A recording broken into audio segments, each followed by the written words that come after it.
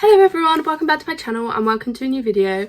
My name is Meg. If you're new here, thank you so much for clicking on this video to watch. I really hope this video in any way helps you. So today we are talking about applying to university, but specifically applying for a nursing degree. When I applied to university, I was searching up loads of tips for interviews, tips for personal statements, and I think they really helped me, so I thought I'd do some for my experience sort of thing. Start with personal statements, then go on to interviews. But first of all, I thought I'd talk about what I applied for and what I'm doing. So I applied for 5 courses at 4 universities. So I applied for Birmingham City twice. I applied for learning disability and mental health with a foundation year for both. Then I applied to Chester for learning disability, and then nursing and then child nursing with a foundation year at Surrey and Salford. I got interviews for all 5 courses I applied for. I only attended 4 interviews. I am actually doing learning disability nursing at Birmingham. I start in September. I start with the foundation year, so I don't go straight away into the course. Let's start with personal statement. I think personal statement is very important, and you need to take a lot of time on it because you don't want to rush it, because is it 47 lines? 47 lines? 42? Around that. I can't remember, it was so long ago now. But you want to take time, you want to read through it, you want to make as many drafts as you can because you want it to be perfect. You want it to come across like you know what you're talking about, kind of thing. I have a kind of structure, but not really. I didn't really follow any structure, to be honest. I just sort of wrote about it. I just wrote about my experiences, things like that. So I started off with talking about why I wanted to do nursing, why it interested me. I wrote about 2 sentences of that, and then I wrote about my subjects, how they linked to the course, because obviously I applied for 3 different types of nursing. I applied for mental health, learning disability and child. I had to incorporate all 3 into the personal statement, which is actually easier than I thought it was going to be. So for example, when I spoke about sociology, I spoke about health in general because I did a health topic. I said how that linked to nursing and how it educated me, kind of thing. Then I spoke about psychology. I did a mental health topic in psychology. I said how that linked obviously to the mental health course I applied for. My next thing was about work experience with work, things like that. I was told when I was applying, you need to get work experience in hospitals, you need to get experience in a care home, you need to get experience working in the health industry. No, you don't. You don't need experience working in a hospital because most universities don't expect you to have it, because it's so hard to get experience in hospital, it's so hard to get experience in any care home, kind of thing. I think as long as you have got experience working with the public, work experience with, for example, if you're going into child nursing, work experience with some sort of children, they I think are the most important things. So for example, I had experience working in a primary school, so I was working with children linked to child nursing. I had 1 day work experience working in a speech and language centre, so I had experience again working with children but also communicating with the parents. And then I was fortunate enough, I was a lifeguard, so I had a work experience working in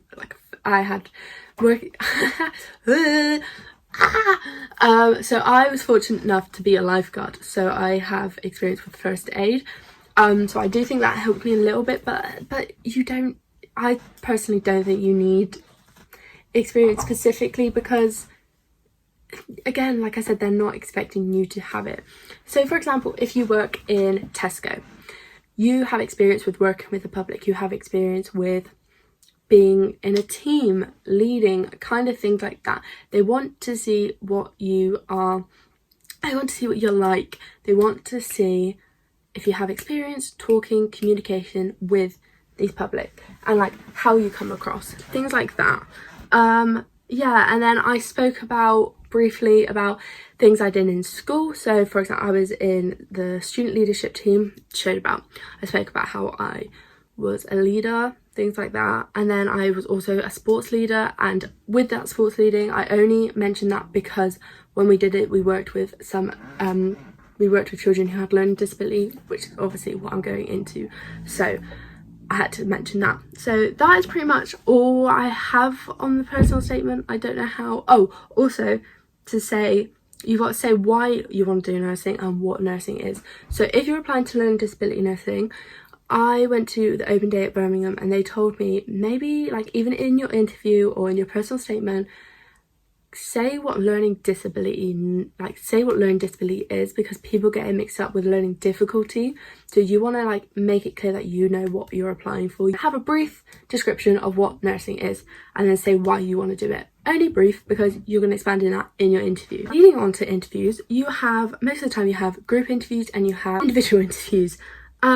I did 3 interviews in total because my Birmingham was intertwined in 2 because I applied twice. But I only did 1 actual in-face interview before the whole coronavirus went on. So I did 1 group interview that lasted about 15 minutes. I was in a group of 4.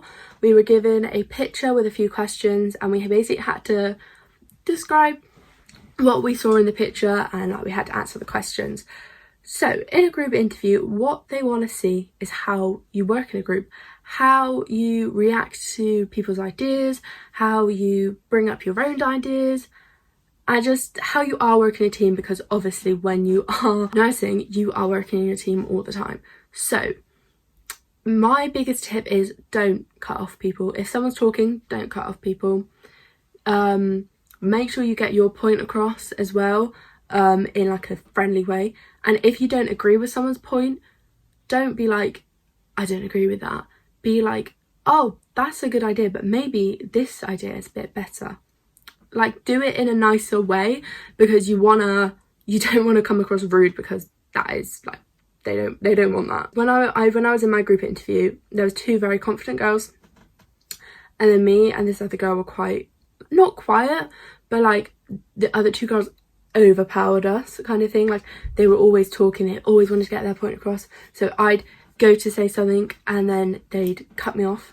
And so I felt like I didn't talk as much as I probably should have, but like that wasn't my fault. That was because I couldn't get my point across. So you don't want to be like that, because in a way it kind of like it gave me an advantage, I think, because they saw that I was trying to talk but I didn't get the chance to, kind of thing. So like, yeah, my biggest tip is make sure you don't cut someone off, because it's, for the other people, it's annoying, because I was getting frustrated.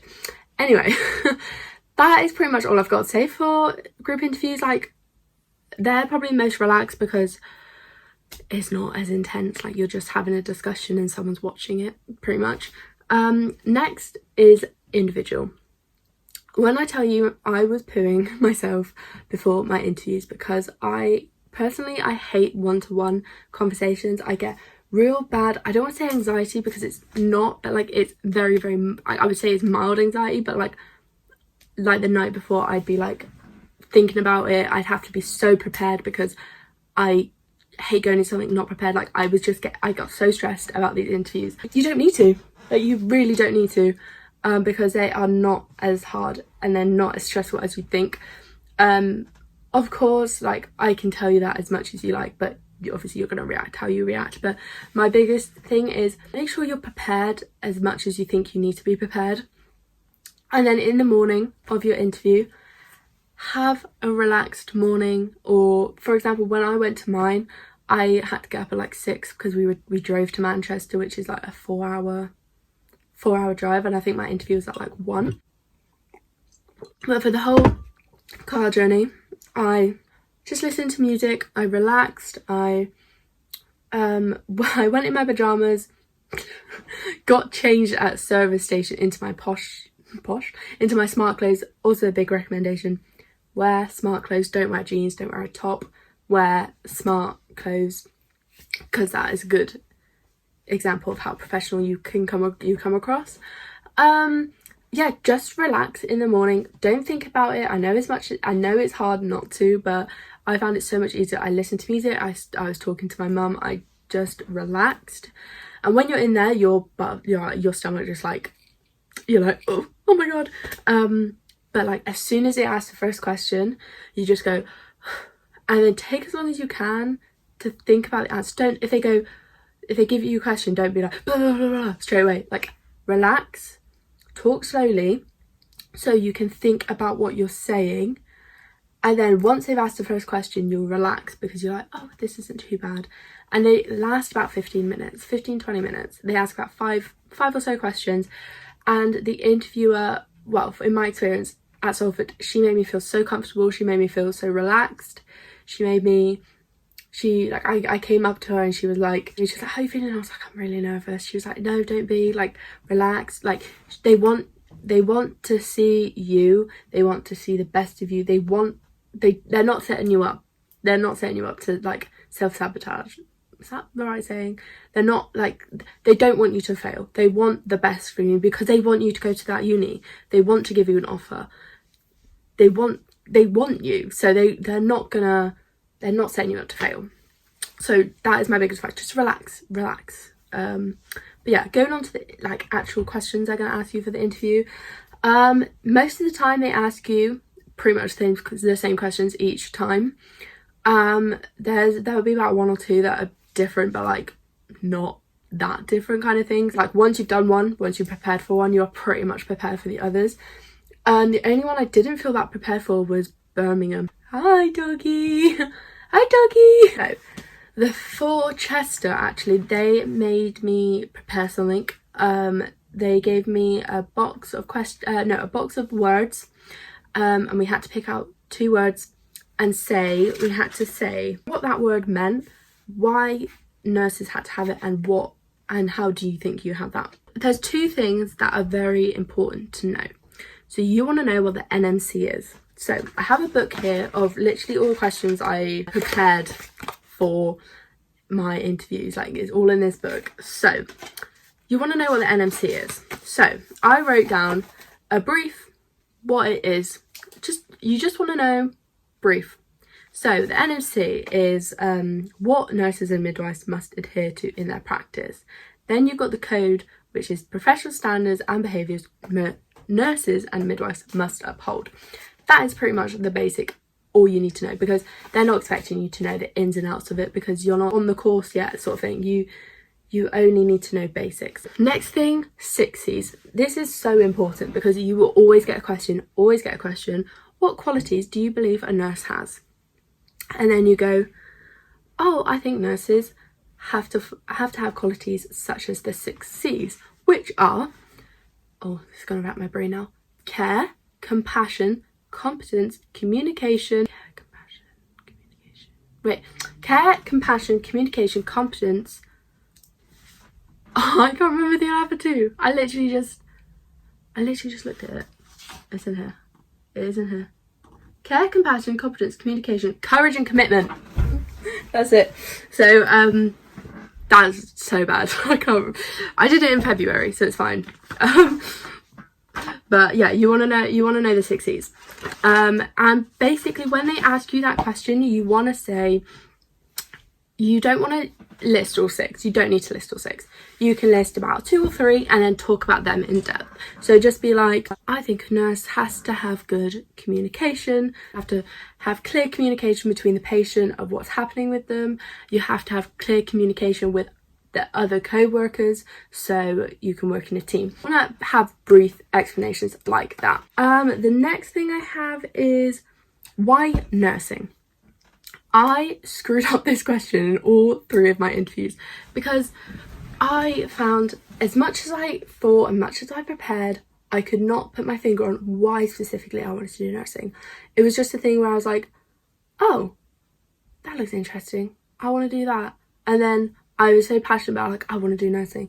But then I had no, like, specific reason where I was like, I want to do nursing kind of thing. Like, I know a lot of people have, like, for example, mental health nursing. They're like, I've personally experienced mental health and have been in a mental health hospital, so I want to give back.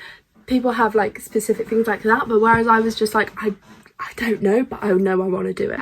My advice for that is just rack your brain at why you want to do it. So I think I found a passion when I had to care for people with injuries in lifeguarding, and I found I had a passion with caring for them and supporting them and interacting with them, making them better. Very brief like that, because they just want to see why you're passionate. They want to see your passion. Again, I did mess up that question, but I still got offers for all the interviews I had. So if you do mess up one question, as long as you don't mess it up completely, like you're just like, I have no idea, you're still gonna get an offer most of the time. Another one is why you want to go to that university, why you applied for that course, why you applied for that university. I found this hard to do because I knew I wanted to go to Birmingham straight away. I went to open day, I was like, okay, I'm applying to Birmingham, and I had my heart set on Birmingham, but I didn't apply. Oh, it's so bad. I applied for all universities apart from Birmingham, and I hadn't visited them at all. And I recommend going to the open days, viewing the universities before you apply, because that is a mistake I did make. But I went to Salford, and the first time, so when I went to the interview, that was the first time I went to the uni. So I kind of had like a brief like, oh, this is a nice uni, before I went into the interview. Chester, I was supposed to go out for the interview, but it got cancelled, so I had to have it on the phone, so I never went to Chester. You want to say why you want to go to that specific uni. You want to say they have good facilities, they have good like ratings, like if you want to give just positive things about the university, and then if you want to say things about, so for Birmingham, for example, they were like, why do you want to go to Birmingham? I was like, well, I attended an open day and I was really impressed by the kindness of the staff that I spoke to, the facilities you had were amazing, and I just really enjoyed being in the city, and I just found the city was a good thing for me. So you want to just, again, keep it brief, but like obviously tell the truth. Don't be like, yeah, you don't want to lie. I might have doing little white lies, but like you want to just basically big up the university you're having an interview at, because that is, again, they want you to go to that university. They want to see why you applied.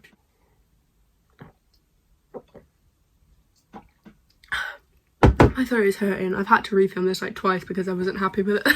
I only got asked this in my Chester interview actually, and it was, can you speak about some current health topics? So I had a lot to talk about because of coronavirus, but yeah, you want to keep up to date with current health issues. For example, I had a page on coronavirus and a page on mental health, and then we just ended up having a conversation about coronavirus, things like that. Yeah, make sure you are knowledgeable on what is happening in the healthcare industry at the time, because you may ask you. I only got asked out once out of all of mine. Salford and actually no, all three of my interviews asked me, what could you bring to that university? And you're probably thinking, what can I bring to that university? Like, that was what I was thinking.